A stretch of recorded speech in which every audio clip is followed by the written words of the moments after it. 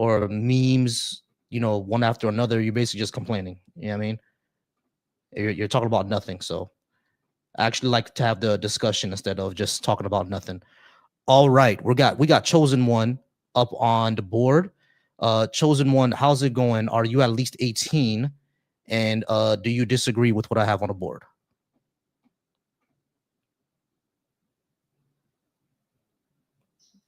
Chosen One, you there? I said Chosen One, I'm sorry. Real Deal, are you there? Yeah, I'm here. All right, Real Deal. All right, Real, how's it going, Real? Are you at least 18? And did you disagree with what I have on the board? Yeah, well, I'm I'm a little bit confused about the definition of leftist policies because nowadays it's too broad. And I feel that, like, as a black person, right, I feel that they've left us, like the left us, and they are now concentrating on people that we did not sign on to. So it's very difficult nowadays, like, because the whole concept about leftism. I'm sorry, Real Deal. Can you clarify that for me a little bit? What do you mean as black people, people we didn't sign up for? Well, like, what does that mean?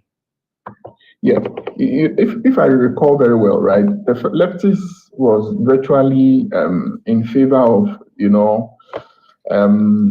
like fighting against segregation, ensuring that we have a lot of African Americans and black people in governance positions, and like pushing the agenda for the cause of the black person, such as somebody like Martin Luther King Jr. laid his life down for that. Malcolm X also did the same thing for that, Marcus Garvey. So I know that is a foundational principle of being somebody on the left, right?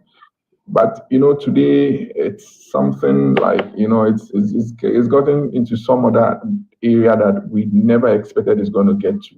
Like what? So that is why I have a little bit confusion about this. Yeah. Like what? Like this bedroom stuff.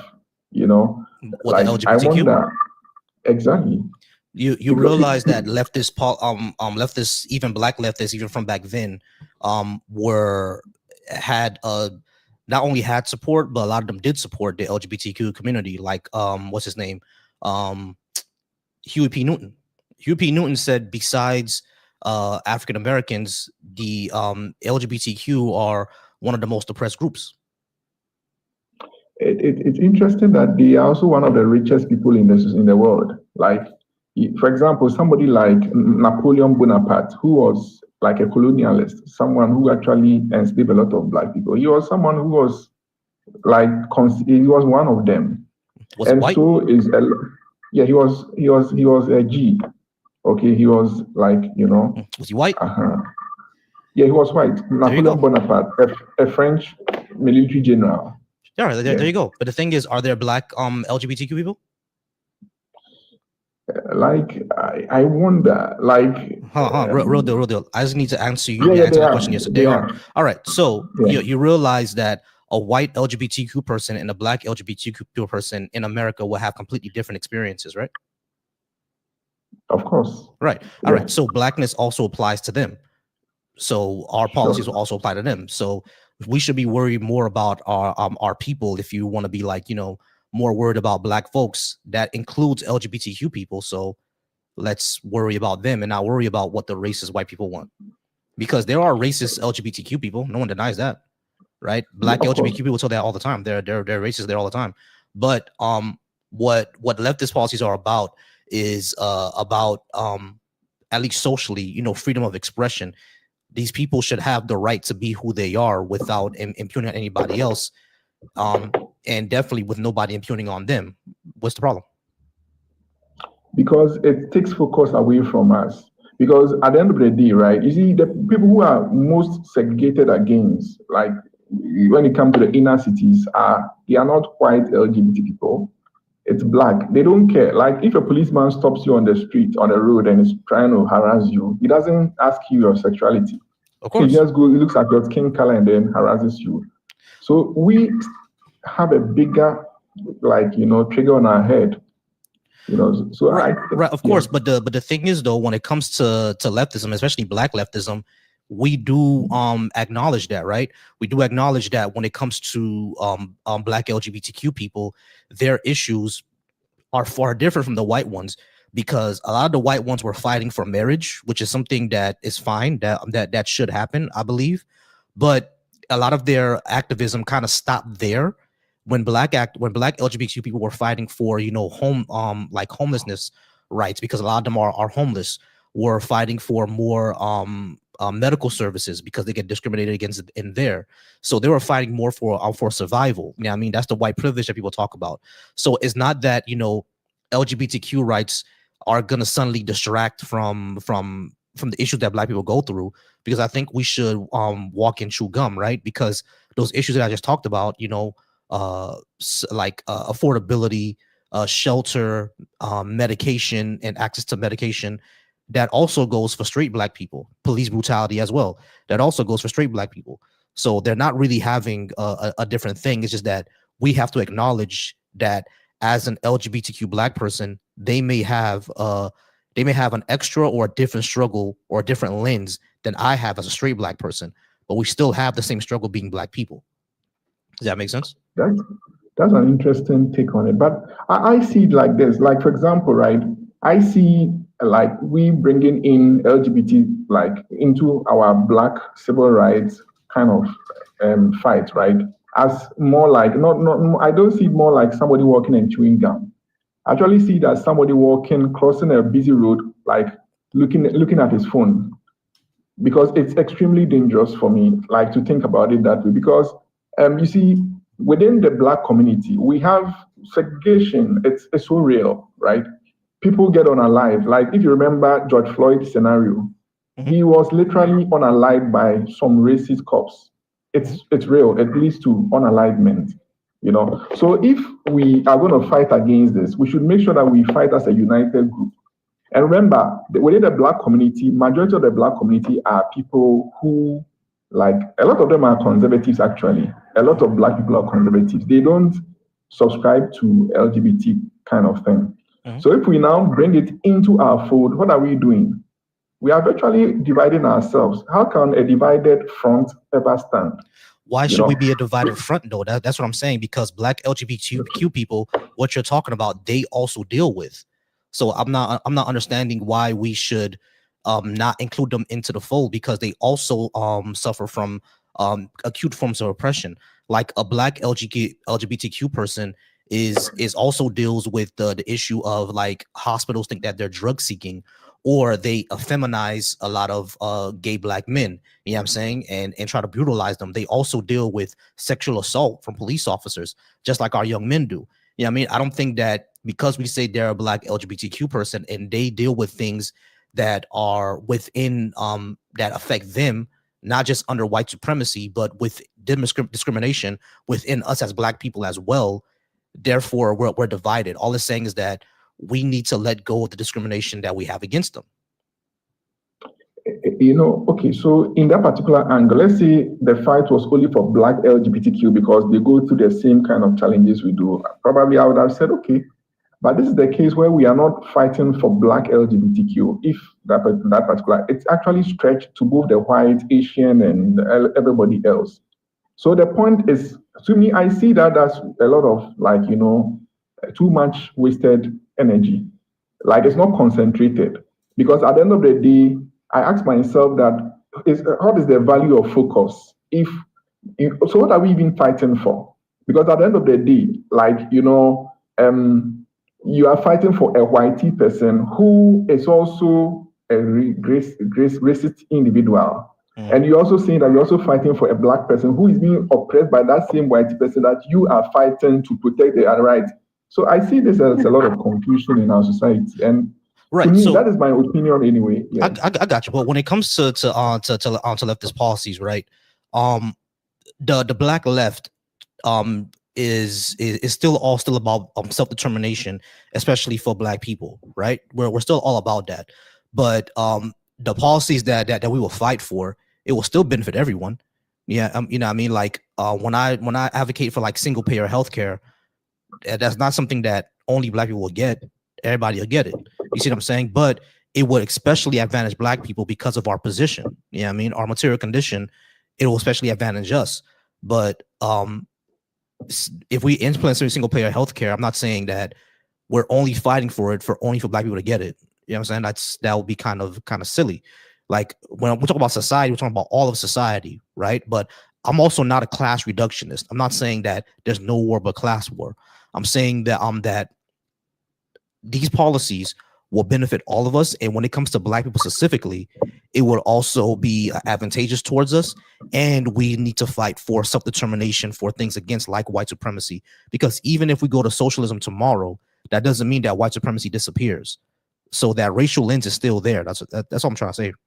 Does that make sense? Okay, I get what you're saying. I get what you're saying, and well, I get what you're saying, and it makes a lot of sense. But I would, sorry, I'll say, sorry, you need some water. Okay, so I'll say this, right.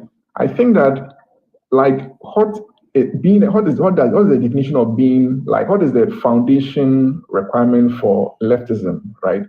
Is it for protection of specific kind of group of individuals, or it's for any particular, like, because I think about it that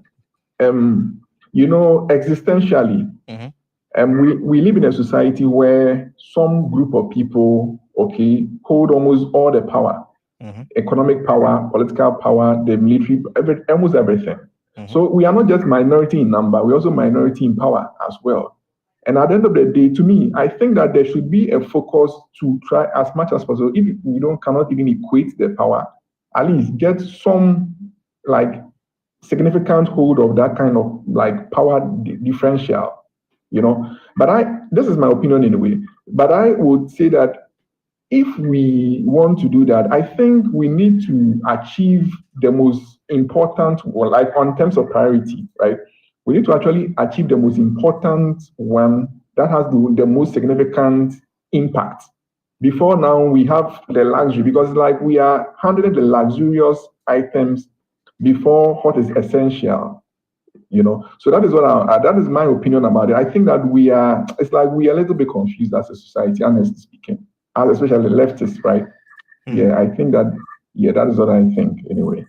I mean, like what I would say is that there is an issue on the left where there are too many groups, too many parties, right? Leftists ourselves have said that before, like, y'all, there's just too many of them. Yeah, I mean, we need to centralize our platform and go out there as one united front, because that's what conservatives do. They go out there in one united front. We don't tend to do that. You see what I'm saying? So I would agree there where there could be that little confusion. But I would also say that it's clear on basically what exactly we want, because all of them kind of agree with each other in different degrees.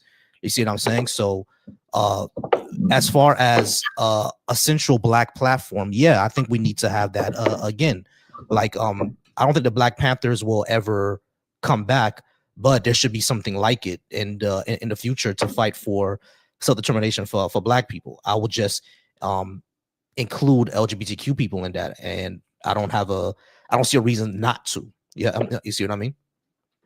Okay, perfect. I was asking myself 2 times, like during the election cycle, how did the DJT become president? Okay, because if you look at it carefully, a lot of the people that we lost who actually went to vote for DJT, they were actually black people. The question is that how did it happen? It shouldn't have happened, but how did it happen?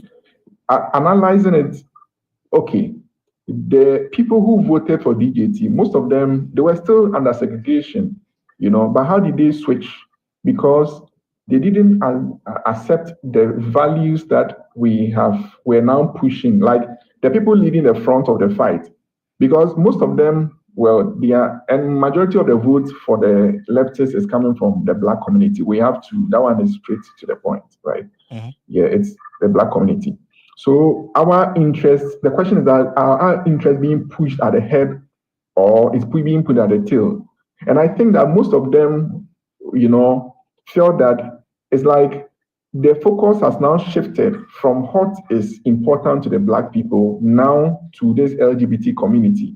And remember, most of this LGBT community, they are people who have a lot of money. Look at the Apple's Steve Jobs. No, I get what you're saying. No, I get what you're saying, because that's how it feels like they push our issues to the back, because the Democrats they do virtue signal, and they do just latch onto the moment. You know what I mean? Whatever the social moment is right now, they're gonna latch onto it. That's what the Democrats do, which is why I think over here on the left, especially for Black people, we may need to break off and form our own party. Like the Congressional Black Caucus needs to be its own thing instead of part of the Democrats. You know what I'm saying? The only reason why we do is because the Democrats have the money, they have the platform, etc. So using them in order to push our policies, especially in the local elections, is an important thing to do. But I do get the need for Black people, especially, to push for our own party. I don't disagree with you there, because it seems like the Democrats operate on benign neglect. It doesn't even seem that way. That's the way it is. They operate that way. So we need to either push for our own party, or the Congressional Black Caucus. They cannot be a rubber stamp anymore. We have to run people against them in those seats. But I get everything that you mean in those concerns. Like those are not small concerns. They are major concerns. And I think that's based on the fact that when it comes to our society, capitalism is an ideology. So for someone to be taken care of, another person has to lose. And we bring that into our politics. If we're going to be talking about LGBTQ people, we can't talk about Black people. We're going to talk about Black people, we can't talk about children. We can talk about children, we can't talk about women. You see what I'm saying? So we can do them all at once. It's just that we need to have a centralized platform. But I do get your concern. Like, your concern is not unwarranted. I do understand it. Like, I feel where you're coming from. All right. So just to conclude on my point, I think that it's a very interesting conversation. And I would like leftism. What does it mean, right? What is the value of leftism? Is to protect people who are like economically, because these political systems at the end of the day is all about economy, right? So people who are being economically disfranchised. I realize that women economically disfranchised in society.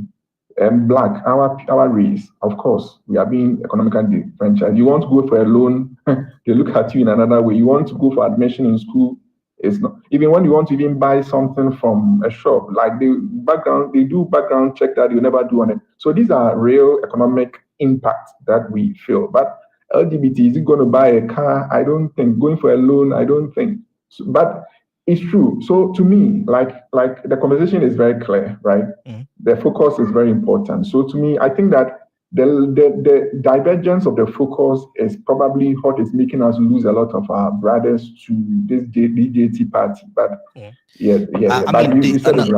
got you. But another thing about it is that it's just discrimination. They don't like LGBTQ people, and it's usually for no reason, or it's for religious reasons.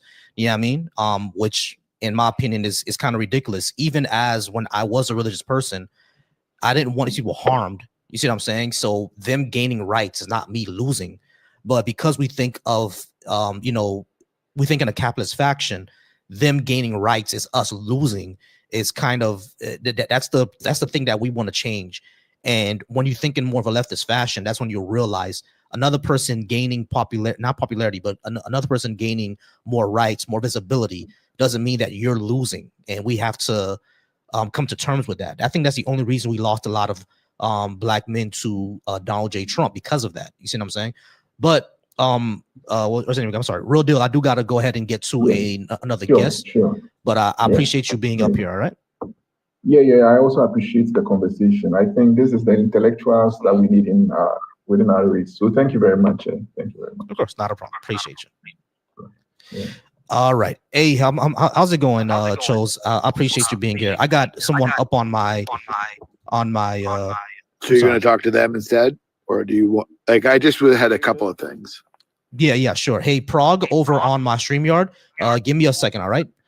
Go ahead. Go ahead, Chose. Well, what I was going to say is, you mentioned the BBP, and I feel like they initiated Snap, which is like one of the most profitable social programs on the planet, right? Like, for every dollar spent, $1.50 goes into the economy, and I was just going to say, I think sometimes on the left, we don't give ourselves enough credit for having a high ground. And I know we're going to get like panned by the right wingers, no matter what.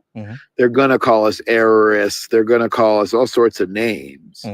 But I think that we often don't give enough credit to the work that actually has been accomplished by these kinds of like groups and cultural identities and like like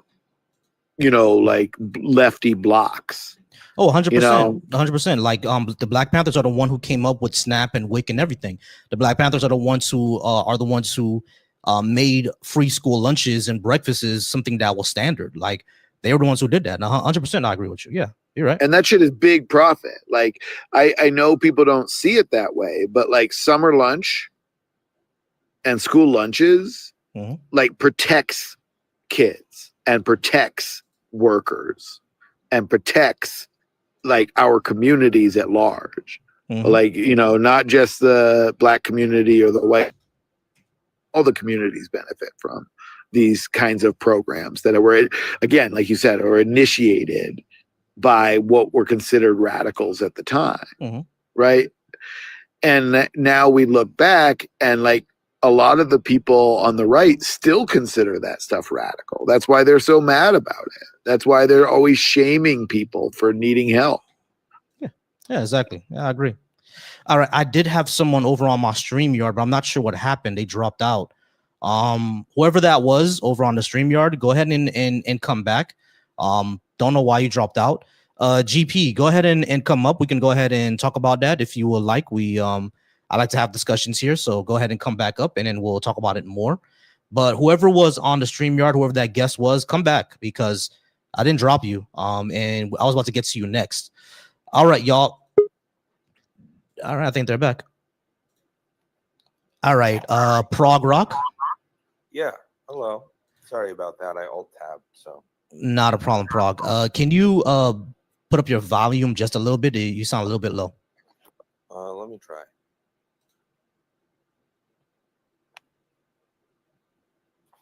Hello? All right, yeah, that's a little better. All right, how's it going? Are you at least 18? And did you disagree with what I had on the board? Oh, yes.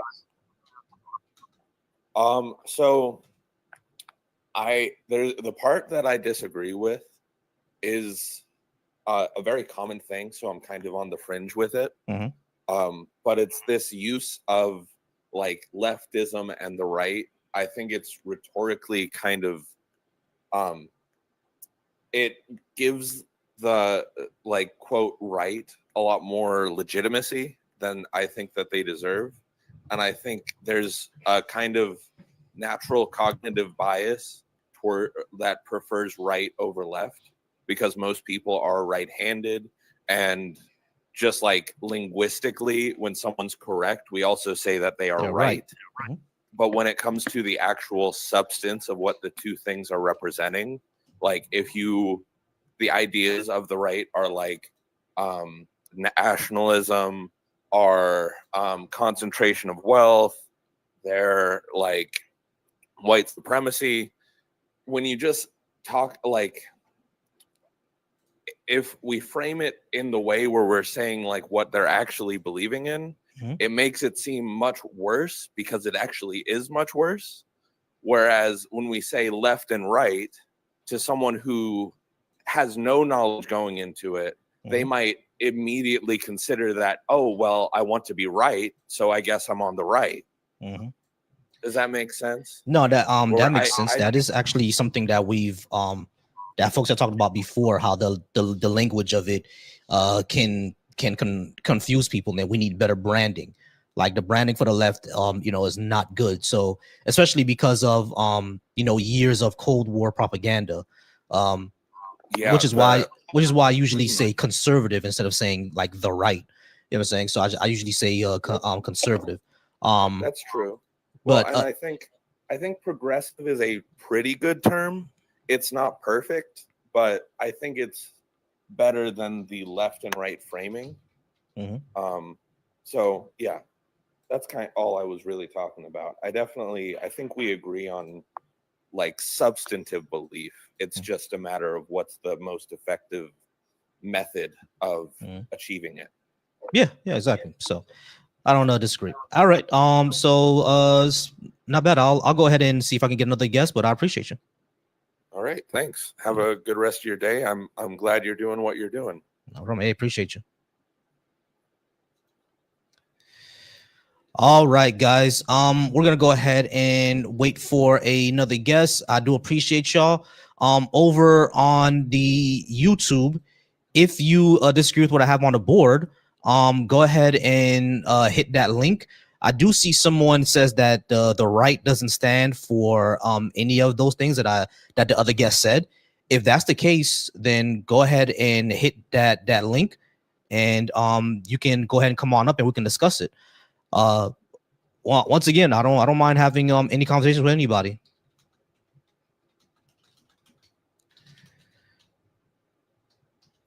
All right, y'all. So if y'all see it, it's right up here, the link to join. Tiny URL. I said tiny URL, sorry. Tiny.cc/Volsi Live. Go ahead and go to that link, and we can definitely have a conversation and talk about what y'all want to talk about.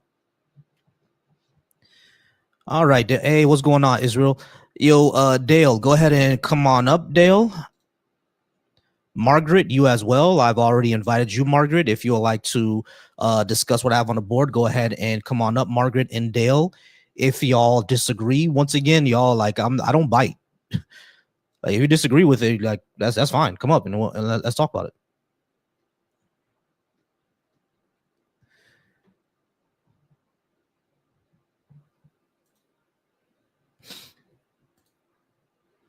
All right, y'all. So shout out if you're watching me from the deconstruction zone.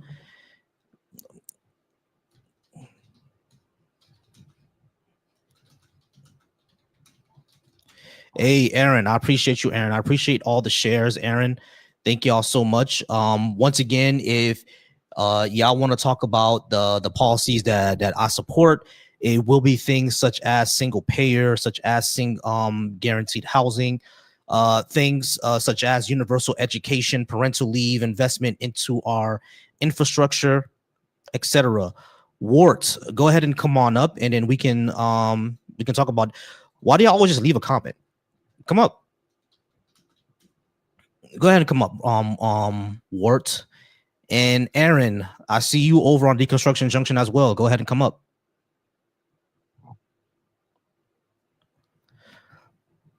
%44 net loss and tax revenue in New York.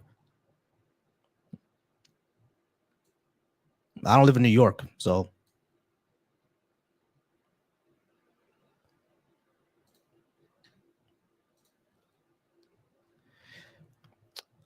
So y'all, the link to join is pinned in the within the description, so you can join in with the pin in the description. I'm gonna start putting the call-in number again, because people for some reason like the call-in number way better than the pin. I think I'll put the call-in number up here too. People love that call-in number better than the whenever I have a link. When I have the number up there, folks be calling in like crazy.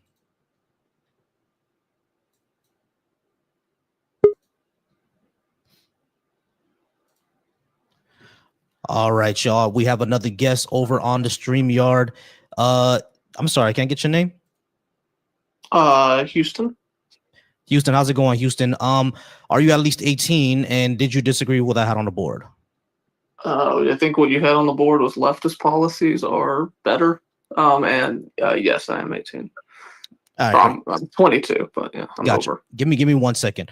Here over on the TikTok, I see you, Quam. I'm gonna go ahead and talk to you in a second. Let me talk to my guest here over on the StreamYard. All right, appreciate you, Quam. All right, all right. So Houston, what did you why do you disagree, and did you want to know what policies I'm talking about? Well, I'm not 100% sure if I disagree. I would just like to know what the standard of better is. The standard of better is, does it improve the social and material conditions of people within our society? And from what I'm seeing, the leftist policies do that, while the right policies just thinks the market can handle it. And we've seen, like, over and over again, all the way up until now, that the market can incentivize things like inshitification. It can incentivize racism. It can incentivize profit over people. Those are not good. So I would see, like, the leftist policies as mitigating those issues within the market, and also moving us towards an economic system that isn't all about, you know, just constant growth and constant profit, more about being communal with our people and sharing the environment. Okay, yeah. So you're basically saying that leftist policies improve the, I don't know if you'd want to say material and maybe like mental well-being of people generally. Yes. Yeah. Okay. I mean, yeah. I mean, I would say that it depends on the policy. Would you like to? You offer to tell me those policies? No, I'll agree with it. Would depend on the policy. I think universal health care would improve not only our physical but our mental well-being as well.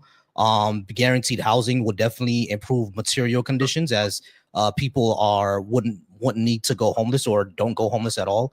I think minimum wage tied to your inflation and the cost of living in your area would also do that as well. I think walkable cities and investment into like public transportation will vastly improve our environment or our impact on the environment, things like that.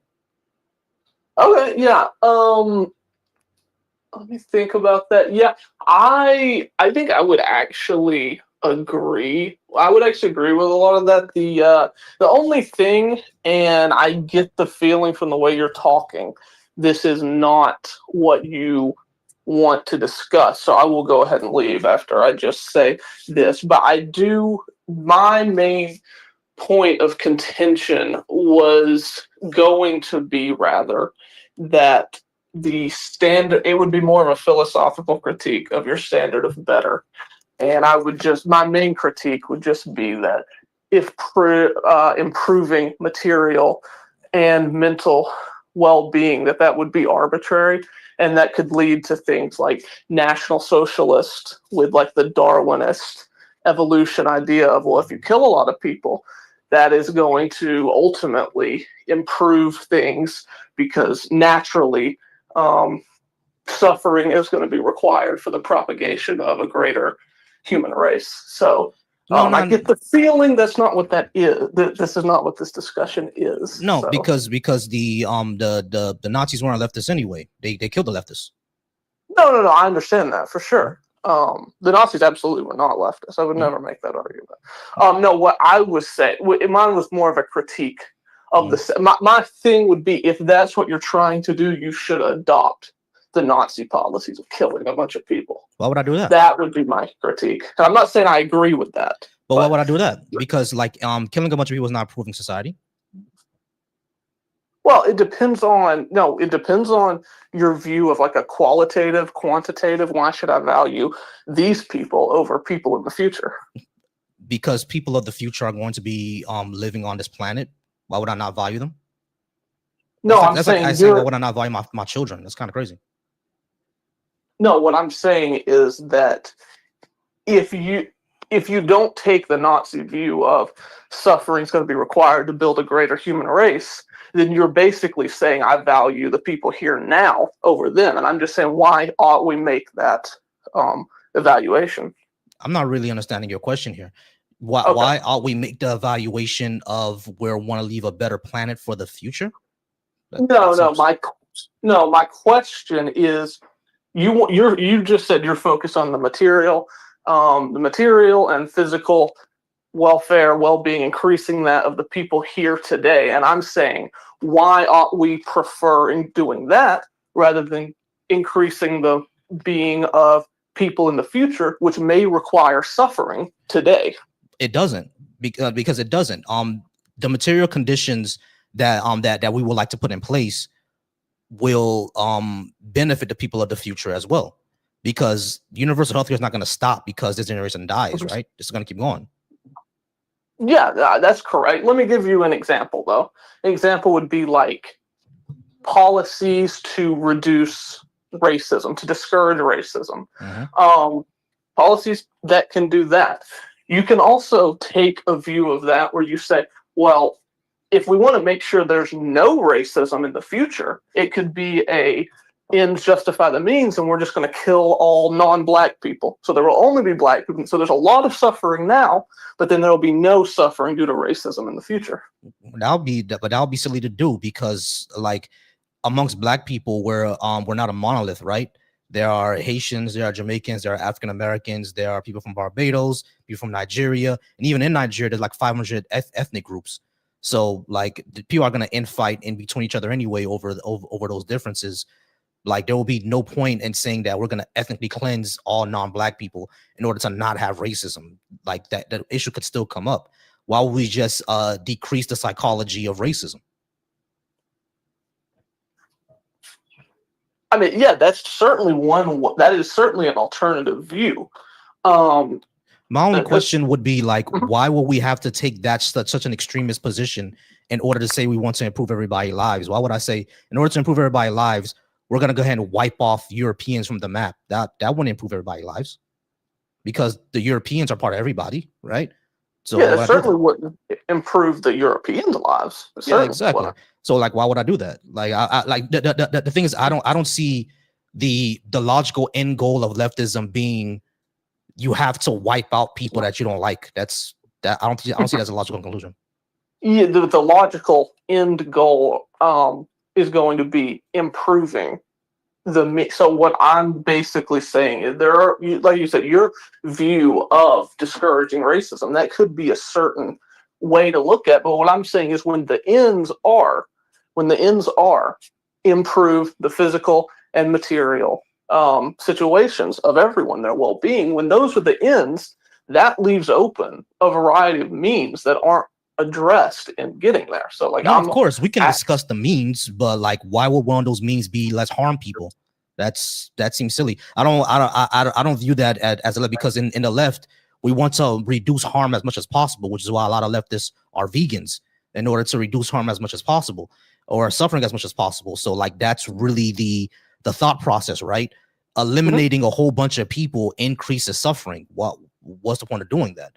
Yeah, I mean, so it's like I do get what you're saying. Like the means are not well defined. That's that's the thing you can say. The means are not well defined, so we got to make sure that we define the means, and crazy people don't use leftist language in order to instill fascism, because that's what eco-fascism is. So I do get that part I do get, but I don't think like that means of having people suffer in order to achieve these goals is now what the left is. I kind of don't agree with that. I think what your worry about making the means not just tangible, but direct and focused and not vague. I understand that. Like I completely agree with you there, but I just don't think harm and suffering is now a viable way to say we shouldn't do leftism. You see what I mean? I completely get what you're saying. And I think you represented a lot of what I was saying there, but just a little bit more of the critique. The critique partly would be on the means being a little too vague, but I would say when the end goal is stated as something like improving the situation materially, physically, however you want to put it, when it is put as that I would say that you're operating under an assumption that when that is stated as the goal, and you're operating under the assumption where these things do become viable, because something like National Socialism, just as an example, I'm not saying that's the left, but something like National Socialism, for example, that comes out of a like mentality of Darwinism. It comes from Nietzsche. It comes from this like social and evolutionary Darwinism, and even Hegel, like synthesis, antithesis. No, I'm not saying that's the whole view of that. No, Darwinism is Darwin came up with the whole evolution by natural selection, and he was right about some things, wrong about others. But biological evolution is just a fact of biology. There's no moral entailment there. It's just a fact of something that happens in the biological world. Yes, I understand that. I'm not. I understand that. Yeah, But but to and say, also, hang on, whoa, to communist say and that that's youth not Darwinism. linked. Whoa. No. Everybody's talking at the same time. Give us 1 second. Hey, how's it going, Sean? I'm sorry, y'all. Sean is a friendly of mine. He knows a little bit more about evolution than I do, but I was gonna say the same thing. I said Darwinism, but evolution is simply a fact that happens in reality. But you're saying that people take the survival of the fittest. The psychology is linked to the. it's philosophy. not a psychology. It's not a psychology. Now, so here's the thing. I'm not saying that when you're it's evaluating psychology itself. Can I respond to Sean because he's absolutely wrong? Hold on, give me a second, Raziel, because Quam was in front of you, and there's a lot of people in front of you. So do me a favor, guys, because I do gotta move on in a second. We're gonna be here for maybe about so Houston, I'm gonna have you up here for maybe about 5-6 more minutes, and I gotta move on to Quam. All right. Okay, I'll just go ahead and make the point is when you're assuming these certain systems about the world, it's going to go ahead and tell you when you assume these certain systems, it's going to go ahead and color the way in which you can go about things. So if you're going to go ahead and assume that the end is improving the material, physical, mental circumstances of all people, you've already assumed something that I think by your own admission is going to be arbitrary. So that's where I would center my critique. And I was using the Nazis as an example of someone who they're going to assume this social Darwinism. And okay, so that leads them to kill people. I got you, Houston. So like what I'm saying is vague, and I'm not explaining all the way, but that's why I have these discussions. So when people can know exactly what I mean by when I say these things. Yeah, I mean, so I get what you're saying. I didn't, but I can't put the entire soliloquy up here on the board. You know what I'm saying? I just gotta go ahead and make one thing, and then we're gonna go ahead and parse it out. That's what I mean. But I do get where you're coming from when it comes to the whole Darwinist. Well, it's not even Darwinism. It's just like a pseudo intellectualism, in my opinion. But like, I get what you're saying. It's just I can't put that entire thing up here on the board. You feel me? No, so that's why I get that. Yeah, that's why I said that. All right, but I'll go ahead and check out. But like I said, that was the critique. That the ways of achieving that are vague. But I think it would also, and I think most people would agree with you. So it's not entirely important. But when you do challenge the people on the right wing, especially the Nazi types, the Nietzscheans, people like that, it would be good to not only explain the means by which you're doing that, but also justify the claim, explain why we ought to improve the material conditions. That isn't just an appeal to, well, everyone agrees. So that was the sum of my critique. Okay, I got you. Appreciate you. Can this guy talking give me a list of like people who think are Nazis right now? Like popular podcasters, whoever. Popular podcasters who are Nazis? The person who was just talking, they were very like anti-Nazi, which I'm all on board with. Could they give me a list of like some people they consider Nazis nowadays? I mean, Elon Musk. Yeah. I mean, he's gone, but yeah, I would consider Elon Musk either Nazi or Nazi adjacent, and Nick Fuentes definitely. But I'm gonna get to you in a second. What's your name? Dietrich. I'm sorry if I mispronounced your name, but I'm gonna get you to in a second. Quam was here first. He has been patient. Quam, I thank you so much for being patient and staying on mute on this entire time. We're gonna go ahead and get it started with you. All right. Are you at least 18? And did you disagree with having a board, and why? Yes, I am 22, and I personally think that rightism is the best. I'm not sure what you think. What you mean by rightism? You mean like conservatism? Yes, because if you look at the bigger scale, leftism is more of the individual people. It's not, and less of the market and economics. The market is individualism, my brother. The market is all about individualism. The left is the one that wants collective bargaining and a more collective way to view the economy. So it's not really for the individual. Now, individualism does matter. Where do you go? Okay, cool. He just left. Yeah, he ran. All right, so Raziel, how's it going, Raziel? Are you at least 18? And did you disagree with what I have on the board? You're also looks like a Christian, so we're definitely going to disagree there as well. But why did you disagree with what I have on the board? I'm an Orthodox Christian. Gotcha. Did you disagree with what I have on the board, and why? Yeah, because leftism is quite antagonistic to religion. I don't think you can organize society without religion. You can. And have it be successful. You can. Absolutely, you can. Where? Why would we need religion to organize society? Sean, let me ask you. Because you need epistemic reason to organize society and have morals. Pause. How do you explain Japan, Raziel? What do you mean? What about Japan? 60% atheist. How do you explain that? Yeah, are they successful? Japan? Their birth rates are plummeting. Japan's not even going to be hold on. So what around is your for much longer? So what is your metric of success? Well, let me lay it out because hold on, Raziel. Interrupted me. I got you. So if your metric of success is birth rate, that would mean that the Congo is successful because they have one of the highest birth rates in the world, right? So you just can't say they I didn't say it was my only. Hold on. I got you. I understand. But it is a requirement. Hold on. Wait. Listen, Raziel. Give me a second, please. Okay. Well, I just disputed what you said. Give me a second. So what I'm trying to say is that what I'm trying to ask is, what is your measure of success? Because if you simply say that Japan is failing because they have a low birth rate, I can also say that Congo is succeeding because they have a high birth rate. But no one will say that. Yeah. So what is the I already metrics? said that's a straw man because I didn't say it was the only metric. I said it's that's one why metric, I asked you, right? what are the metrics? So you can't have a society if you're not actually giving birth and replacing.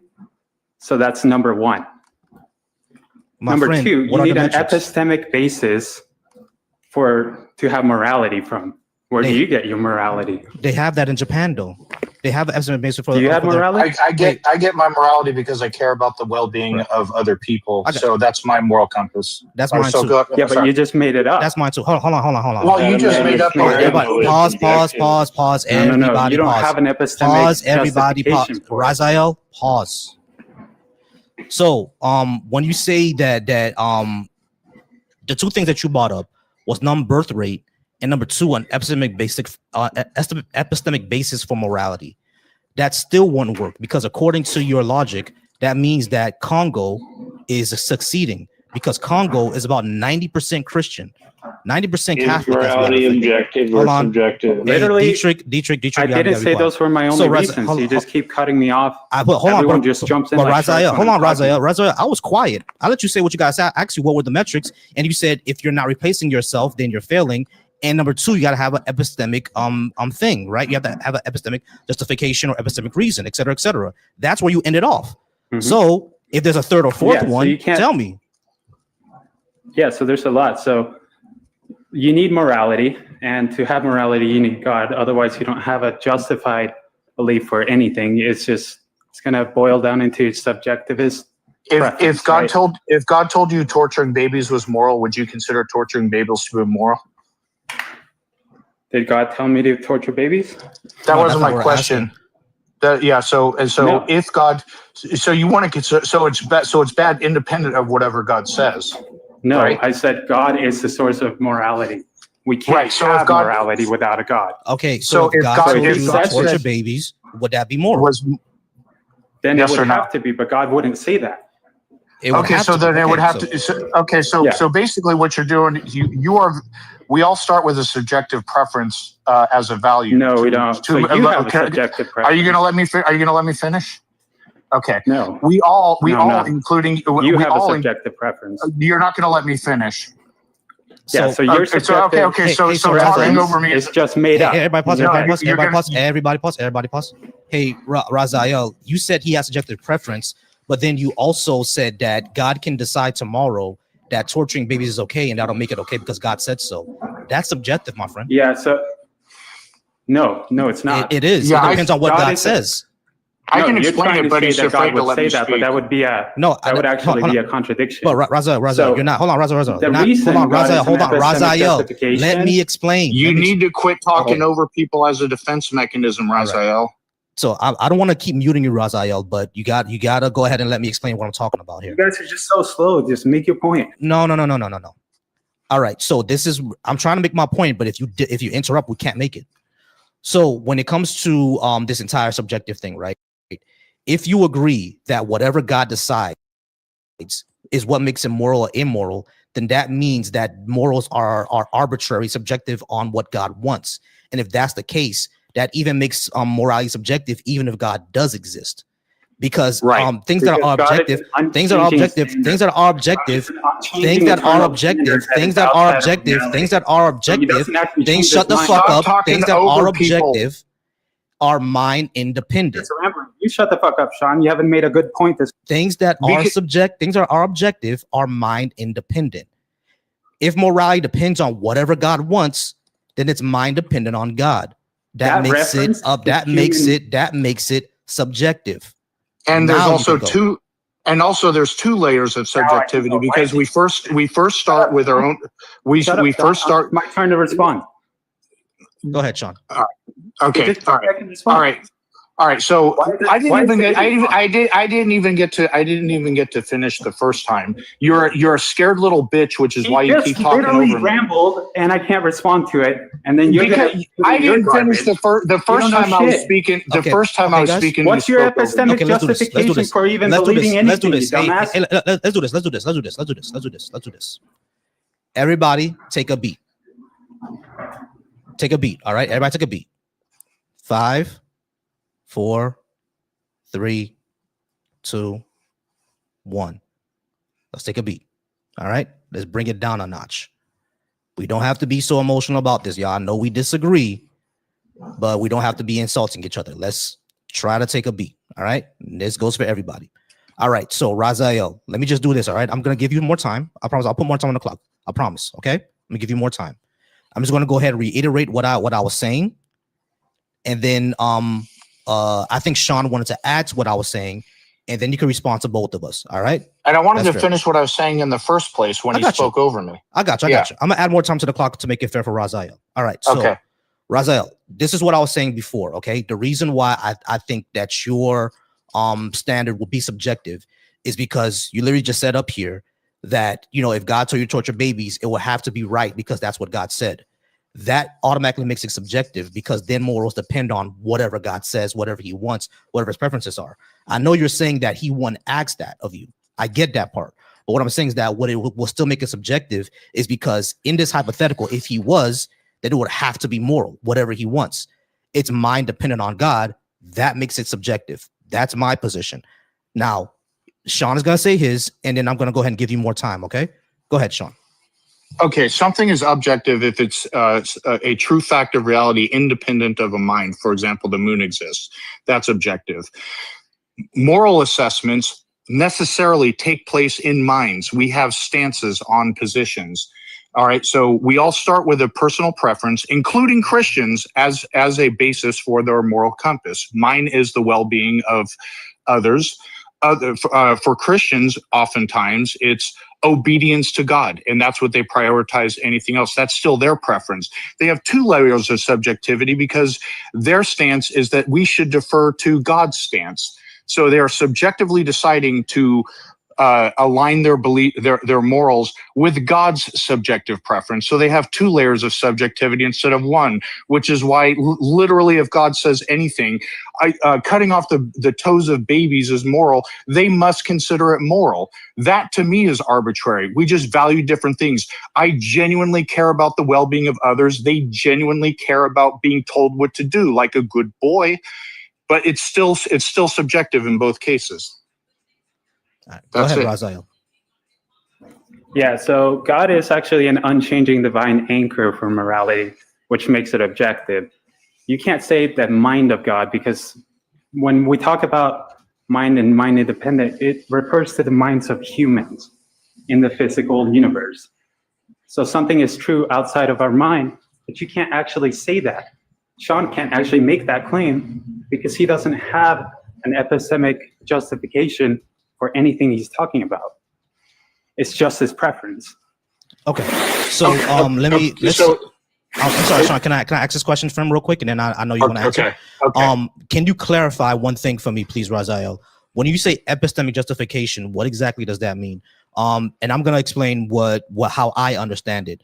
When you say epistemic justification, is basically the concrete reason why you believe in something.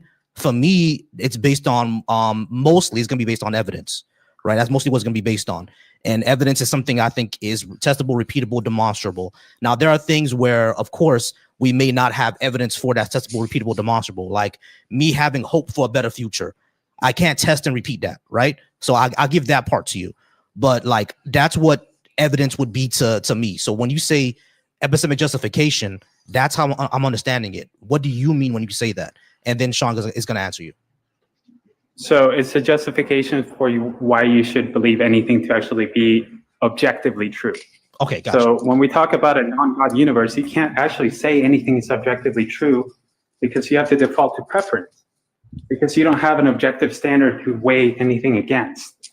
God is that objective standard, right? And so that guy Sean is saying he prefers this. Well, I don't prefer it.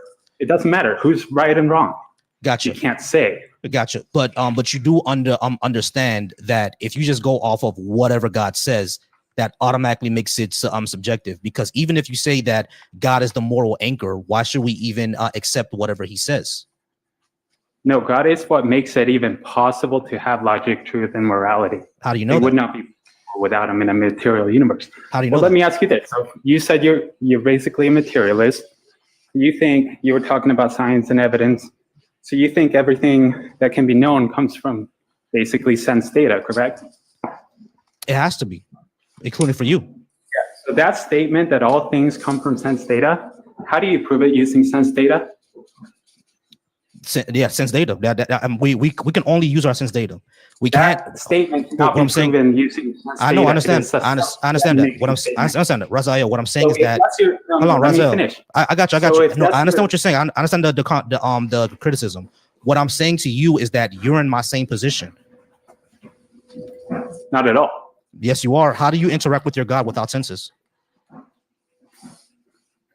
Well, God gave us the ability. So this is actually a good point. So we can trust our senses because of God, because he made that promise that you will be able to find knowledge. Position I am. The first scientists were all Christian. I understand that. Raziel, the only reason. Raziel, the first kind of scientists weren't Christian. They believed in like not. Yeah, no, they were monks. So the only reason they started doing science is because they believed the universe could be discoverable. Raziel, they had laws. Raziel, you had no reason to believe. Raziel. All right, are you just gonna keep ranting and I can't? I'm not gonna keep ranting. Give me a second. You made a claim that the first scientists were Christian.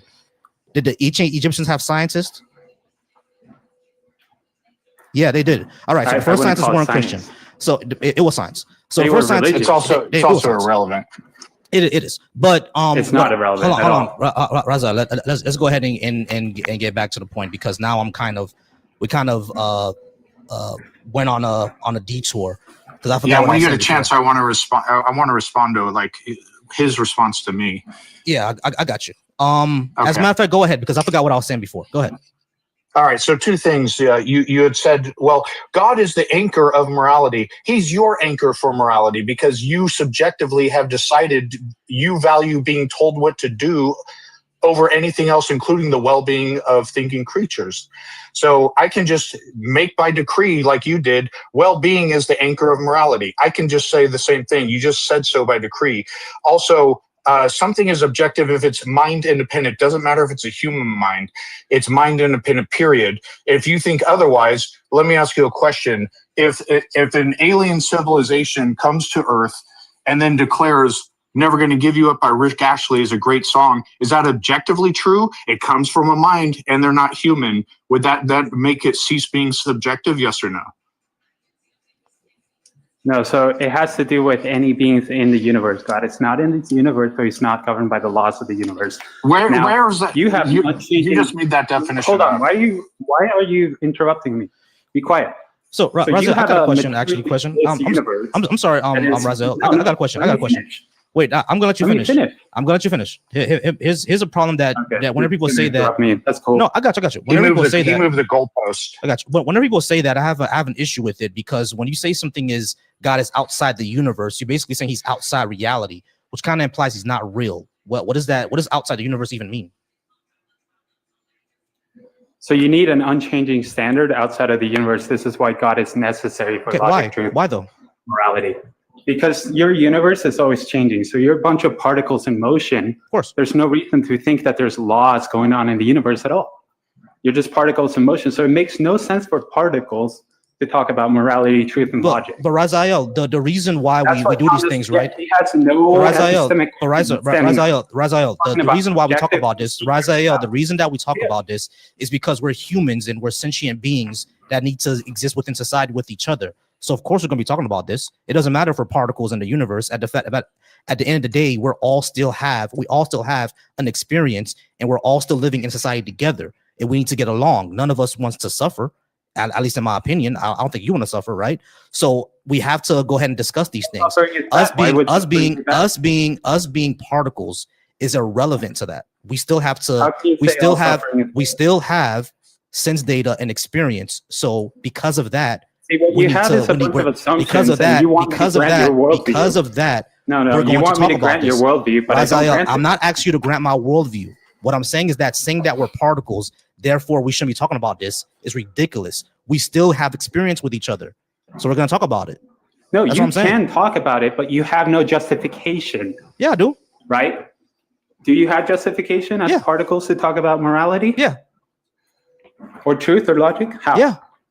What's your justification? Justification is that we exist, and we have experience. That's it. I think therefore I am. We exist and we have sense experience, so therefore we talk about it. In the end, it's personal preference, just like your personal preference to be told. So is your preference to be told what to do. No. So God is a necessary prerequisite to have intelligibility. How do you prove it? It is necessary. How do you prove it? Because you can't have it without it. How do you prove it? Can't have what without it? Without God. You can't have intelligibility without a God. How do you prove it? Based on what? Because you would be a bunch of particles in motion. You're making universal claims. I have a preference for the minimizing suffering. Who cares? You're a bunch of particles in motion. It makes no difference what you think. It doesn't. You have no epistemic grounding, so it's subjective. So it is. That's my whole point. It is. Thank you for granting my point. Prove so that everything you talk about is subjective. It's subjective. Yes, Raziel. We all know, Raziel. I can still make claims. Just because it's subjective doesn't mean I can't make a claim. That's stupid. I can still make a claim that Kendrick Lamar. I can still make a claim that Kendrick Lamar is the best rapper of the past 15 years. It's my opinion, but I can still claim it. This is stupid, bro. You can't say that because it's subjective. I can't make a claim. You can literally say whatever you want. Something is intelligible. Something is intelligible if it's something is intelligible if something you show how these things can be possible without a God. Something is intelligible if it's able to be understood. The dumbass is going to keep talking over and over. Something is intelligible if it's able to be understood. The only thing that's needed for intelligibility is for a mind to be able to understand something. It is then by definition intelligible. We have minds that can comprehend. Are you going to let me finish, or are you going to keep talking over me as a defense meconism like a coward? Just totally destroy that view. I don't get. Then borrow the argument and use it for yourself. So something is intelligible if it. Something being intelligible means it's able to be understood. What is required for something to be able to be understood is a mind to understand it. We have minds that are able to understand something. No God. Stop. Show what it's by it's definitionally so. Something. What's the definition of intelligible? Just saying it is. Your whole argument is, bro. It is. What's the definition of intelligible? Your whole argument is. Everybody pause me real quick. It is because it's definitionally pause for true. me really quick. Everybody pause. All right, we're down to the wire. We're down to 1 minute, and we still haven't gotten until how leftist policies will somehow be bad for society. I'm just going to ask you one question, Raziel, so we can actually talk about the subject that is here, because it's not supposed to be a religious live. But I'm going to ask you one question that, and we'll see if you think leftist policies are better for society. If we had single payer healthcare, would that be good or would that be bad? Good. I'm sure it could be bad for some people and good for other people. Hold on. How would it be bad for anybody? Silence that. Hold on. So I think it can be good for some people, bad for other people, right? Okay, so I'm asking you, how can it be bad for anyone? How can it be bad? Because it would cost a lot of money. That would be bad. Can the people who are yeah, it could cost a lot of money, but who's spending the money? All of us, right? No, so like yes. We all don't pay taxes. We all pay taxes. Everyone pays taxes, maybe except for homeless people and people making less than no, like so a lot of people get hold on, Raziel, most of the people Raziel, they pay like Raziel. People who make less than 10,000 a year are probably not paying taxes. People who are homeless and don't have jobs are probably not paying taxes. Okay, so but everybody else is paying taxes. All right. But that's not everyone. Of course, it's not everyone. Children don't pay taxes. We know that. When we say everyone, we're talking about everybody who's working. We're all paying into the system. Hold on. So Raziel, let me finish what I'm saying. You don't have morality. All of us. All right, shut up. So all of us are paying into the system. The question is, how would universal healthcare, how would single payer healthcare, where we all can go see the doctor and not have a $10,000 bill, how is that bad for anyone? Well, so you would have to force it by law, right? Which is forced. Do you believe that forcing things on people is moral? Some things have to be forced. Yes. We had to force the end of Jim Crow. Are you saying that was a bad thing to do? Perhaps. Yeah, you're stupid. You're stupid. I'm forced to pay property taxes. Are schools a good thing? I'm forced to pay property taxes so other people's children can go to school. That's a good thing. I don't even have children. If you're really going to sit here and say that ending racial segregation was a bad thing, I don't know how. If you're going to say ending the oppression of Black people was perhaps a bad thing, you're just a racist then, bro. Like, what the fuck? There's no point in talking to you. All right, we're gonna go ahead and bring someone else up. Coach Nicholas is gonna be next. All right, guys, Coach Nicholas, go ahead and come on up. Give me 1 second while I go ahead and give a quick shout out. All right, so everybody who's watching me from the Volsky Thoughts page, hey, I appreciate you guys. Thank y'all so much for watching me over there. Y'all are wonderful. If you're watching me over on the Deconstruction Junction, I appreciate you there too. Thank you so much. If you're watching me over on Twitch or on Facebook, I appreciate you there too. Thank you all so much. Welcome to the Volsky Thoughts channel. We're gonna go ahead and keep discussing politics. I appreciate y'all. Who is gonna be next? I think it was Coach Nicholas, right? Is he up on the board yet? Oh, he's still loading. Coach Nicholas, you there? Yeah, he's still loading. All right, we're gonna go ahead and wait for anybody else who will have to come up. Hey, Margaret, you've been complaining this entire time, and you complained for about 10 minutes, and now you're back complaining again. I invited you up. Just go ahead and come on up so we can speak. Yeah, so yeah, sometimes force is good. We had to force the end of racial discrimination. We had to force that. You know, something that's bad. It's kind of crazy. Are schools a good thing? Do you consider, like, public schools a good thing? Those are forced as well. Like, I am forced to pay property taxes so we can have schools. Like, that's how a society functions, is through forcing mechanisms that all benefit the collective. Yeah, exactly. That's exactly how that works. And if you don't want, like, because people always like when this guy kind of goes down to a path of like anarcho-capitalism, which literally doesn't work. You know what I mean? So because if you don't have any of those mechanisms, like that's gonna be bad for society. Like, you don't want a society where 50% of people can't afford to go to school. You right. Don't want that. Yeah, I mean, you absolutely don't want that. All right. And I consider healthcare to be an essential function of society that should not be just driving a Porsche is a privilege. People don't have a right to. A basic human right is like education, healthcare, safety. So you have police and fire and the military for national defense, etc.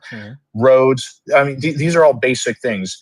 Healthcare, we're the only developed country in the entire world that doesn't have universal healthcare. And as a result, we pay more than double anybody else in the world per capita for our healthcare, and we don't cover everyone, and our quality of care is crap when you look at us compared to our European counterparts. Yeah, exactly. Like like for everywhere in the world we're paying more and we're not getting the benefits of it. Same thing with education. There's a way to reform our entire education system that'll make it cheaper, that'll make it better, will raise our literacy rates. We just don't do it. There's no political will. You know what I'm saying? It's because people think that others simply don't, for some reason, don't deserve higher or better education. And I just do you understand it? Because I don't understand it. So one problem with the way we fund our education is because it primarily, not exclusively, but primarily comes from property taxes. So what that means is in Beverly Hills, you're talking multi-million-dollar homes. The property taxes are huge. They're going to get gigantic funding for rich neighborhoods with rich families, with college grad parents, et cetera. And the areas that need it the most, the poor areas that need better schools, more resources for their schools, have less of it because it's primarily funded through property taxes. Yeah, exactly. And it was funded that way due to redlining. And they know that there was like not a lot of property taxes in these poor majority black redline areas. Right. So therefore the schools would be terrible. It's the same reason why there's a 20% gap in Medicare. Because they figured out that, if the life expectancy of black people back then was about 55, they figured that they'll never make it 65, and because they're poor anyway, they won't be able to afford a 20% gap, so therefore they won't benefit from it. The entire reason we don't have universal health care right now, which is what Medicare was supposed to be, is literally because of racism. That's why we can't have good things. And it's screwed over everyone. Racism against African Americans fucked over white people too. I mean, that's worth noting, right? It's kind of crazy how they never noticed that. Yeah, and it's like to spite someone else, we fucked ourselves over. Yeah, exactly. Like cutting off your nose to spite the face. Like it's crazy. It's not even just that. It's allergy season too. Allergy season. The reason why we even have allergy season is because we put male trees in place to beautify the area, and didn't put the female trees around, so like they wouldn't catch the pollen and grow flowers and fruit and stuff like that. So because of that, now we have allergy season. Same thing with traffic. Yeah, I mean, it was built through highways. It was built in a certain way that would segregate white and black areas. Yeah, I mean, so now traffic is terrible. You know what I mean? Like pollution is the same thing because of zoning laws. Like certain industrial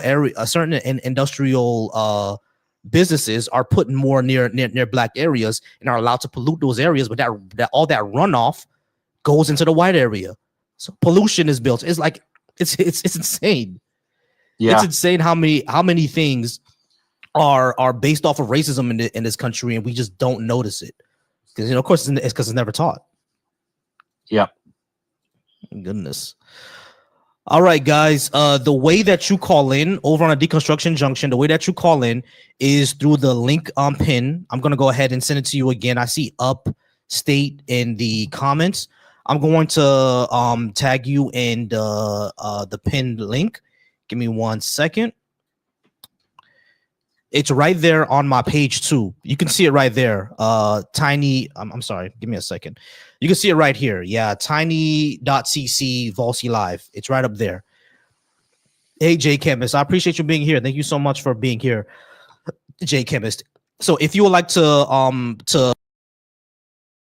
come into the live, go ahead and go to your browser, type in tiny.cc/Volsi Live. Hey, thank you so much, Queen Latifah. Queen Latifah. Wow, Laquifa. So if you would like to join in on debate over on the StreamYard side, go ahead and go to tiny.cc/Volsi Live, and you'll be able to join me. For the person who asked over on the YouTube. So the person who asked over on the YouTube, go ahead and you'll be able to join in there.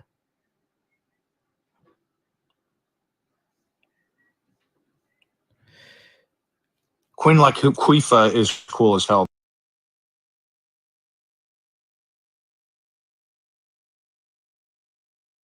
So upstate Nate. That's how you say that. Upstate Nate. All right. So upstate Nate.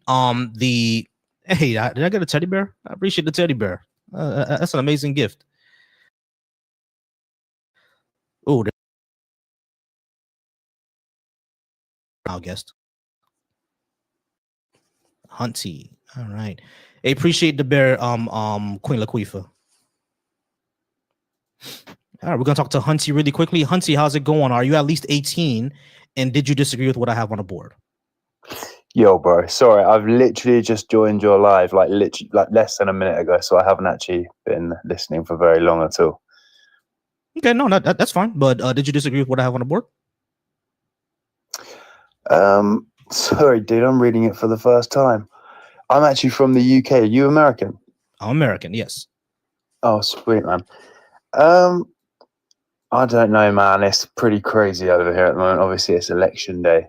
It's gone massively in the right-hand side's favor, which wasn't expected, to be honest with you. I didn't expect it to be that much of a landslide, but it's a massive problem over here at the moment. Nobody's happy. Labour have kind of Labour are obviously more on the left-hand side of things. Also, Tories your right and left is a fair bit different than our right left and right in the U.S.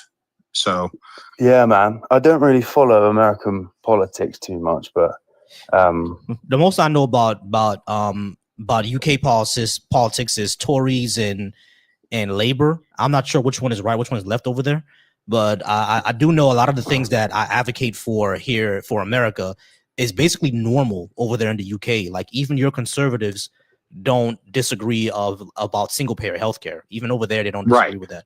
You know what I mean? So it's like it's a little bit different. Over here, they view it as crazy for us to have universal healthcare. Like I think over there, you guys don't even have ambulance bills. Over here, we do. Like it's kind of crazy, you know? Yeah, I mean, dude, it's a completely different setup. But just for like context, over here, for years, like years and years, we're talking like 25 years or more, it's been Labour or Conservative. Labour are left, well, mainly left, Conservative are right, but it's completely changed today. It's like Labour and Conservatives have lost, Labour have lost thousands of council seats, and so have Conservative, and Reform, which are a right wing, have gained 1,400 seats from 2. Yeah, I heard about which Reform. Is epic. Yeah, Reform is more far right. I heard. Yeah, it is, but then you know how the media portrays things. There's so much propaganda going on for the left and the right, so it's kind of difficult over here. Hunty, when I can go down a laundry list of like topics of okay, so the left agrees with this, the right agrees with that, or you know, and they're all on opposite sides of things. I can go sort of issue by issue in the U.S. What are some left-right disagreements? Like, what are some specific policies that the right wants this, but the left wants the opposite? Like, can you kind of paint a picture of that for us in the UK? Dude. So the one main issue, which I'll touch on, which is huge here, and not just in the UK, it's in Europe, is the illegal immigration. It's not immigration, dude. Immigration is good for the UK and like Europe. It's good everywhere, you know, in different walks of life, different people. I'm talking there's doctors. Are both nurses. sides pro legal immigration? No, dude. So the left are basically welcome everyone, illegals, all this, but there is massive problems with these illegals coming in. I think statistically there's been like 200,000 in a year since Labour came into power a year ago. And the statistics don't lie. Like crime And I think UK is now like the capital rape place of Europe. Like it's really, things are really hotting up over here and people have had enough. And there's actually a far right march on the 16th of this month. And there was one last year, and somewhere between 500,000 people and 1 million people turned up, and the media tried to downplay it because I was actually in London at the time. I believe that this time could be one of the biggest marches that the UK has ever seen in its history. I mean, here's the thing. Here's the thing because I hear this from Europeans so much about the crime and everything like that. But every time you just look this up, right? Even according to European sources, there are like dozens of comprehensive studies on this. They do not link immigration and crime rates in Europe. They don't. I was saying, so it's like it's not coming from anything factual. It's just coming from, like what you already said, propaganda. You see what I'm saying? Like there's no casual link. It's the same thing for here in America, except for over here they blame it on black people. But there's no casual link between being a certain race and committing a crime. Like there's no link there. It's all based on things like poverty. You see what I'm saying? I was just gonna bring up that I can't speak to the statistics in the UK. I've never looked them up, but in the US, when you look up the FBI crime statistics, immigrants, including illegal immigrants here in the US, commit less crimes than American citizens do.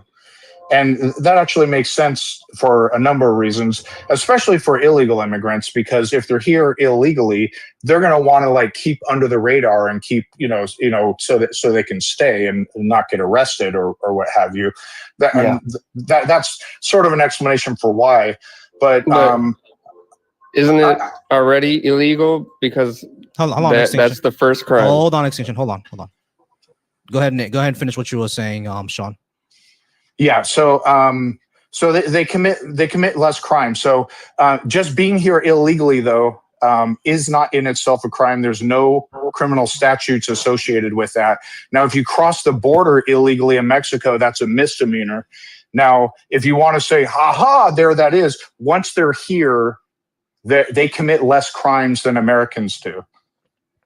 And the other thing, Auntie, is what I would say, especially when it comes to the UK, y'all like the creators of racism. You know what I'm saying? So it's one of those things that when I look at the issues in the UK and the issues here in America, it's a lot of it is kind of a lot of it is basically the same of, crime being blamed on either immigrants or black people.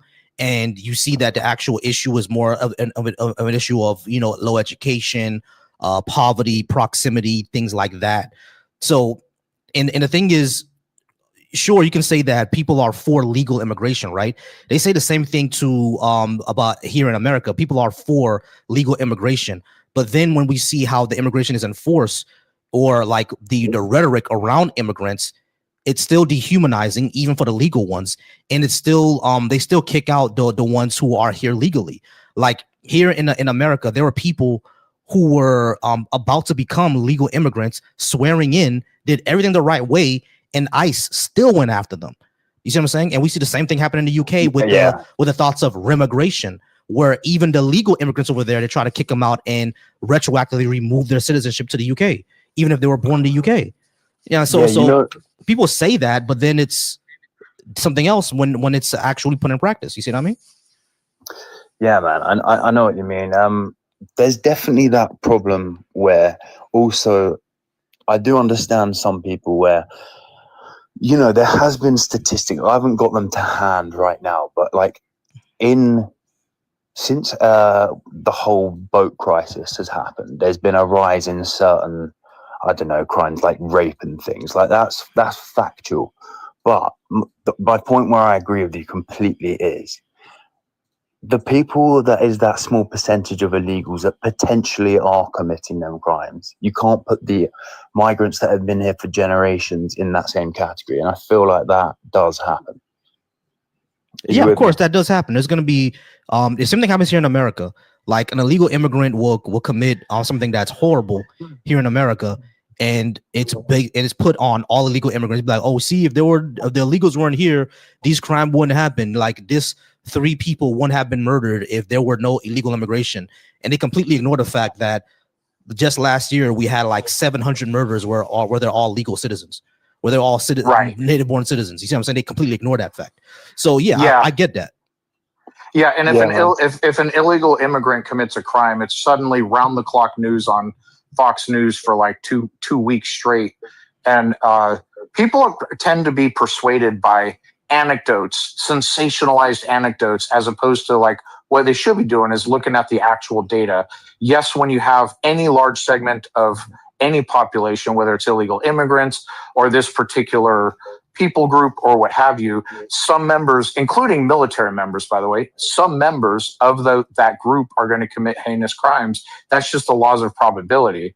So when you selectively find those, even when the rates of it happening are less, when you find those, sensationalize them, shine a big spotlight on it, make it round the clock news, that is a very effective way to drum up xenophobia, like immigrants are the cause for all these illegals are the cause of all these problems in our country and this and that, and they give people somebody to hate and rally people around those hate and get them to the polls.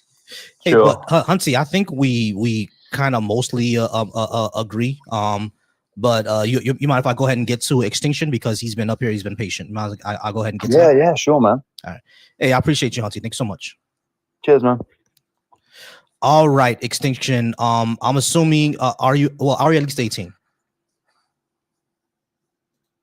Let me invite you to unmute. Sorry about that. I had to mute you because it wasn't your turn yet. But Extinction, are you at least 18? Yeah. All right. And you disagree with what I had on the board? I mean, not entirely, I guess. I don't know. I think like I'm not necessarily right wing or left wing. Sure, there's some policies that are probably better leftist, but like I don't know. I which ones do you think are not good? Which ones do you think are not good? Well, like I jumped in when he started talking about UK and like how they're having a bunch of problems over there, because that's something that I think has always been like, even left, Democrats back then, like they weren't just letting every single person in, like it's obvious that causes problems. Like everywhere in the world has some form of like, okay, we got to regulate how many people we come in, and then like we got to keep account of these people, and like gotcha. If they are illegal, they're not going to have any records of them. You know what I mean? So Extinction, let me ask you a question. Can you name a leftist policy, or even the Democrats, even them, even though I don't consider they're left of the Republicans, but they're not really the left, but even them, can you name any type of policy that they pass that says that we should not be vetting immigrants? Okay, well Biden, didn't he like open the border and just let it? Which policy was that? the policy of like looking at the problem. Hold on, wait. The policy of not looking at the problem. Let me ask you a question. They didn't keep. Do you know how many of them came in though during his Extinction? Give me a second. When Ronald Reagan ignored the AIDS epidemic, was that a policy?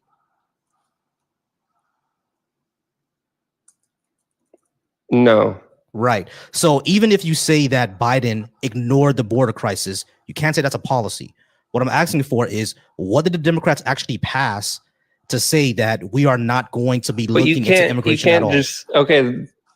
Regardless, I'm realize why Democrats are so angry at the right wing for wanting to get rid of these illegals. Extinction. I'm just asking you, did they pass anything to say that we will not vet any immigrants and there would not be any border patrol? Did they pass anything like that?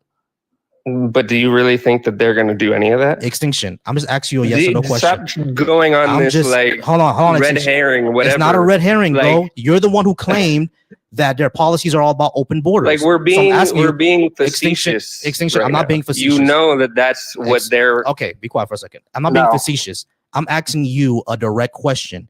If your claim is that the Democrats or even the left are all about just letting anybody in, I'm asking you, which policies did the Democrats who are not even left, what policy did they pass to say to not vet any immigrants and to fire all border patrol? Did they pass anything like that? It's just a yes or no question. Did they pass anything like that? You can get off mute now.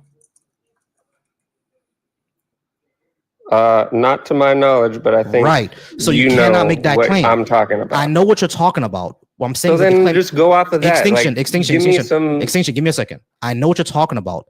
The claim is stupid because of exactly what I said. They never passed anything to open the borders. The borders are not open. We still have border patrol. We still have border checks. We still have border patrol. We still have border checks. They didn't fire immigration lawyers. As a matter of fact, they're the ones who said that we should increase border patrol and we should increase immigration lawyers and we should increase immigration judges. They had a bill to pass that. Guess who didn't pass it? The Republicans. The Republicans are the one who didn't pass it. But under Joe Biden, Kamala Harris and everything, they actually led a bill to say have more border patrol, increase the funding of ICE, and even increase immigration judges. It was the Democrats who want to pass that.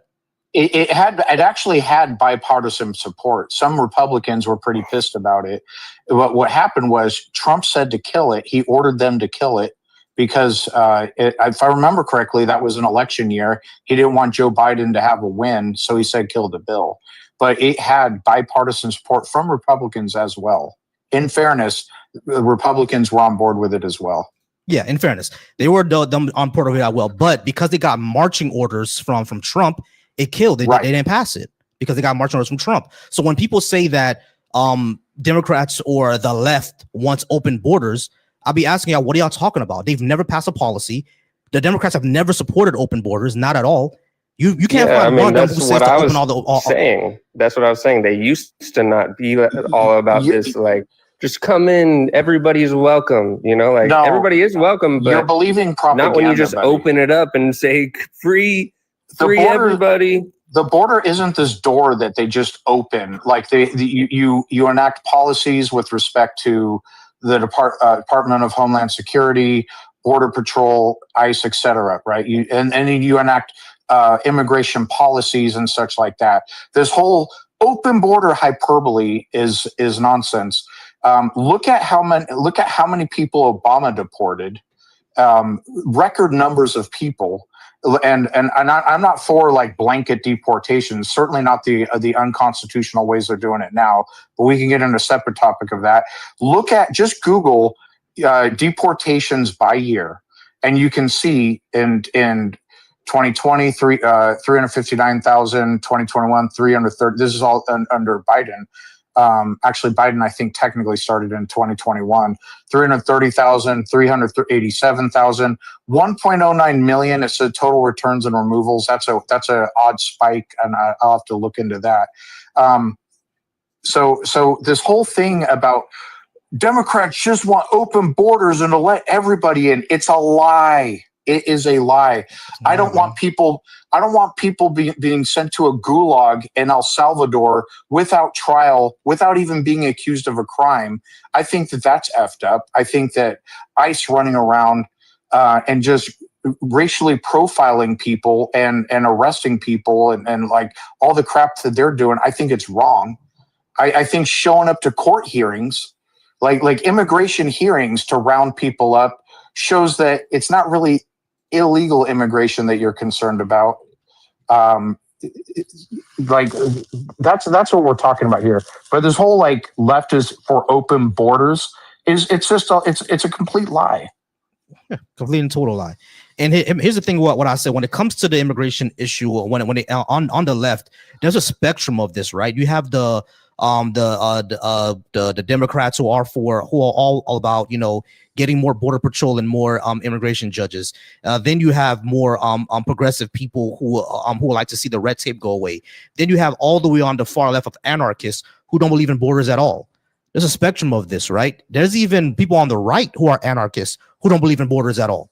You see what I'm saying? So these are all simply things that people when they look at these things, again, y'all believing propaganda. None of the Democrats have ever said there's no more border patrol. Anybody can just come on in.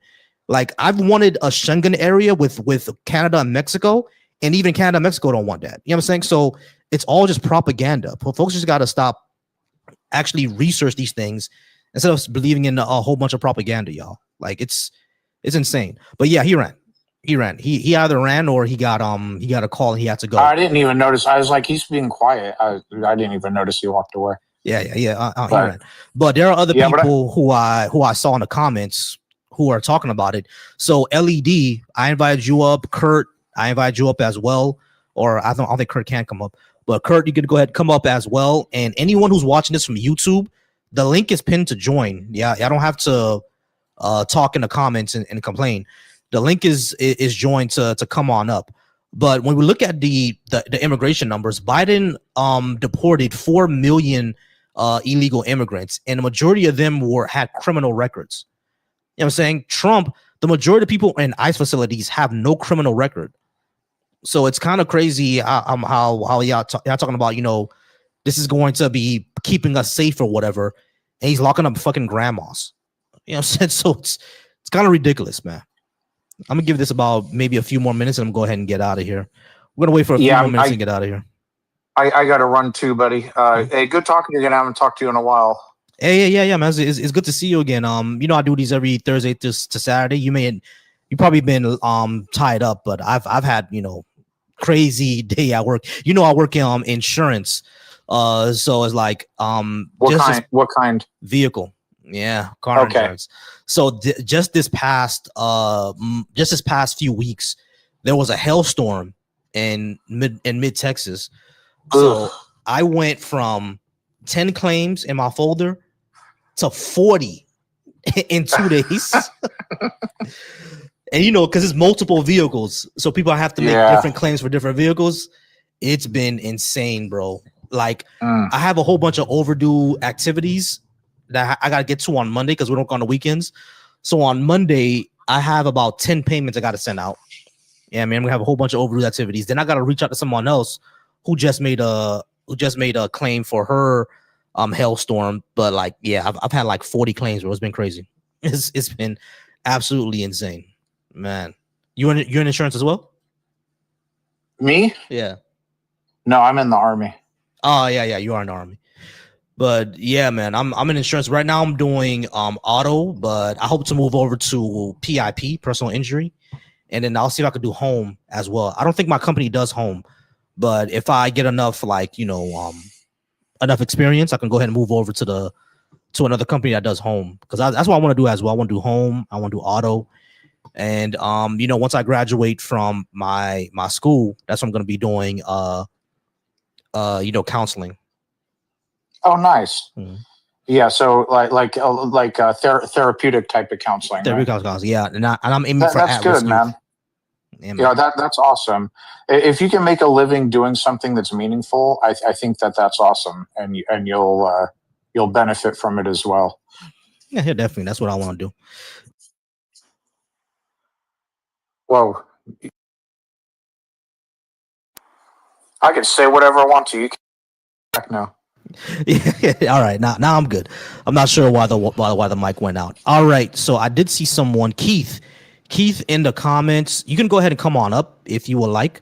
I'll see you later, buddy. Hey, no problem, Sean. Appreciate you.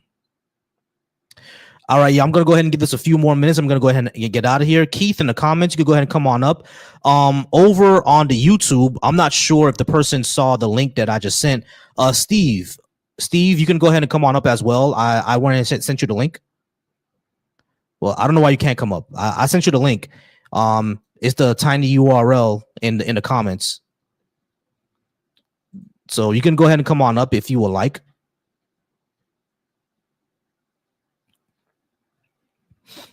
All right, and Babs over in my comments as well. Babs, you can go ahead and come on up as well, so we can go ahead and have that discussion. You can tell me why I should vote conservative.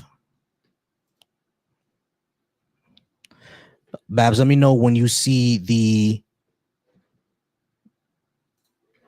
All right. Nigga. Of course. Hey, Babs, you can go ahead and come on up as well. I'm gonna give this a few more minutes, and I'm gonna go ahead and get out of here, guys. And of course, I get the racism. It's always the racism is always fun, right?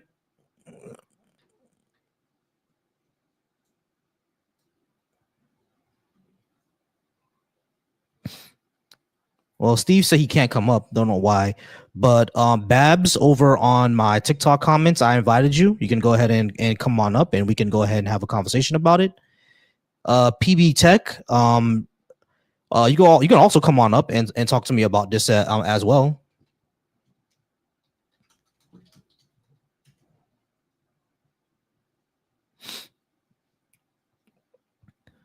I'm not sure why you think I'm a psychopath, BB, because I want everybody's lives to get better. Psychotic people won't think about themselves, so not sure why you think I'm a psychopath, but okay. How's it going, Flankist? All right, so if anybody would like to join, the link, I put it in the comments. Several people were able to join. I'm not sure what's going on with anybody else, why y'all are not able to join. Someone wants to take off my hat. Edwin, if you send a super chat for $15, I'll take off my hat.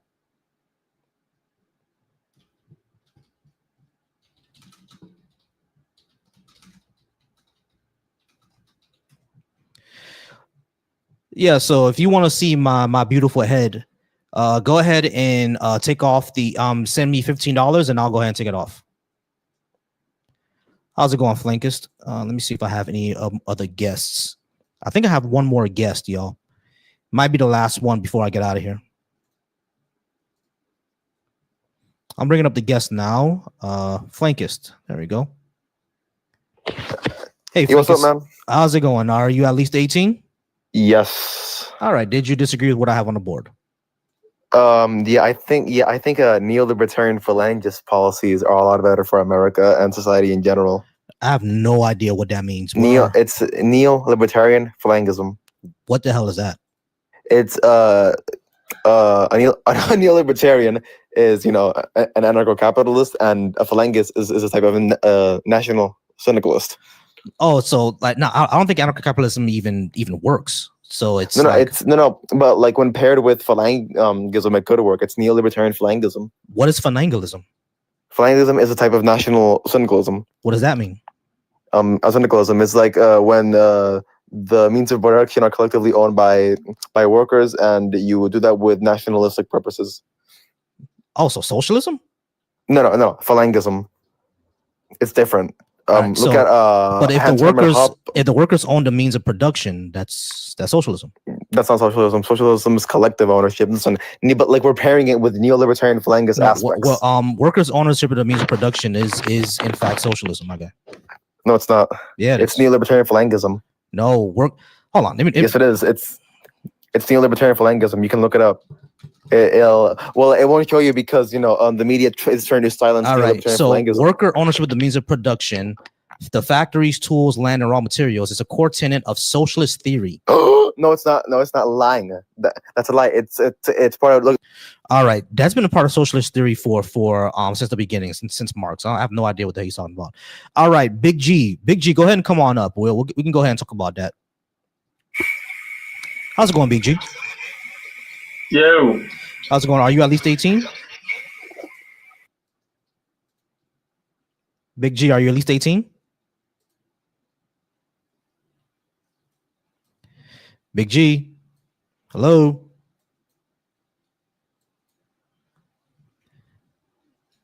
You there, Big G?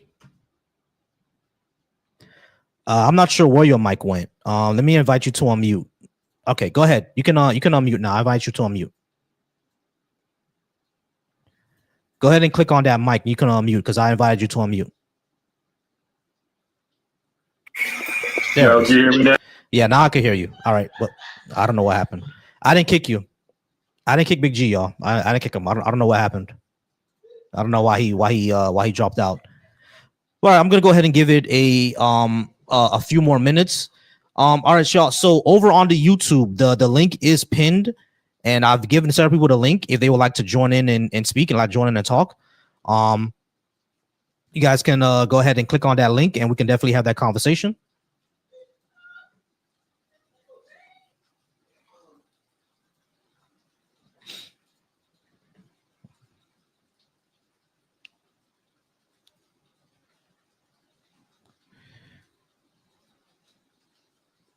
All right.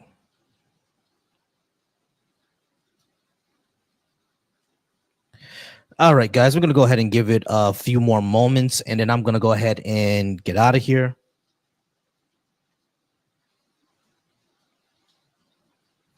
I appreciate you all for being here. Once again, the link is pinned, and we can go ahead and talk. Whoever would like to have a conversation.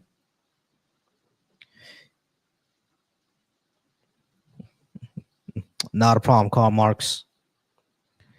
Let me invite Big G one more time to see what exactly happened. I don't know why he dropped out.